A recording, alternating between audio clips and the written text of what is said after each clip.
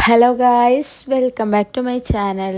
അപ്പം ഇന്ന് നമുക്കിവിടെ ഒരു സോയാബീൻ മസാല ഉണ്ടാക്കിയാലോ. അപ്പം അതിൻ്റെ റെസിപ്പീസ് നോക്കാം. അതിനായിട്ട് കുറച്ച് വെള്ളം വെച്ചിട്ട് കുറച്ച് ഉപ്പിട്ട് കൊടുത്തിട്ട് നല്ലോണം ഒന്ന് സോയാബീൻ ഒന്ന് വേവിച്ചെടുക്കാം കേട്ടോ. എന്നിട്ട് അതൊന്ന് മാറ്റി വെക്കുക. പിന്നെ ഇതിലേക്ക് വേണ്ട കുറച്ച് മസാലകൾ ഉണ്ടാക്കണം. അപ്പം അതിനായിട്ടൊരു പാൻ എടുത്തിട്ട് അതിലേക്ക് ഉണക്കമുളക്, വലിയ ജീരകം, ചെറിയ ജീരകം, കുരുമുളക്, പട്ട, ഗ്രാമ്പു, ഏലക്കായ ഇട്ടിട്ട് ഒന്ന് ചൂടാക്കി കൊടുക്കുക. പിന്നെ ചെറുതാക്കി അരിഞ്ഞ തേങ്ങാക്കൊത്തോളം ഇട്ടിട്ട് ഒന്ന് നല്ലോണം ഒന്ന് ബ്രൗൺ കളർ ആവണവരെ ഒന്ന് ചൂടാക്കി എടുക്കുക കേട്ടോ. തണുത്ത ശേഷം ഒരു മിക്സിയുടെ ജാറിലേക്ക് ഇട്ടിട്ട് അത് നല്ലോണം ഒന്ന് പൊടിച്ചെടുക്കുക.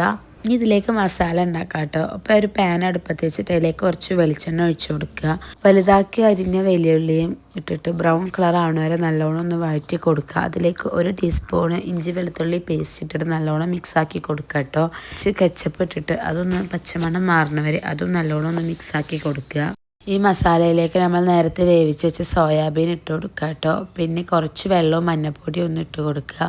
എന്നിട്ട് നമ്മൾ നേരത്തെ പൊടിച്ചു മാറ്റിയ മസാലപ്പൊടി ഇതിലേക്ക് ചേർത്ത് കൊടുത്തിട്ട് നല്ലോണം മിക്സാക്കി കൊടുക്കുക കേട്ടോ. അവസാനം കുറച്ച് മല്ലിച്ചപ്പ് ഇട്ടാൽ നമ്മളെ കറി ഇവിടെ റെഡി ആയിട്ടുണ്ട്. ഇത് ചപ്പാത്തിയുടെ കൂടിയും ദോശയുടെ കൂടിയും നെയ്ച്ചോറിൻ്റെ കൂടിയൊക്കെ അടിപൊളി ടേസ്റ്റ് ആട്ടോ. എല്ലാവരും ഇതൊന്നും ഉണ്ടാക്കിയിട്ട് ഫീഡ്ബാക്ക് ഒക്കെ അറിയിക്കുക. അപ്പോൾ വീഡിയോ ഇഷ്ടമായ ലൈക്ക് ചെയ്യുക, ഷെയർ ചെയ്യുക, സബ്സ്ക്രൈബ് ചെയ്യുക. അപ്പോൾ പുതിയൊരു വീഡിയോ ബൈ ബൈ.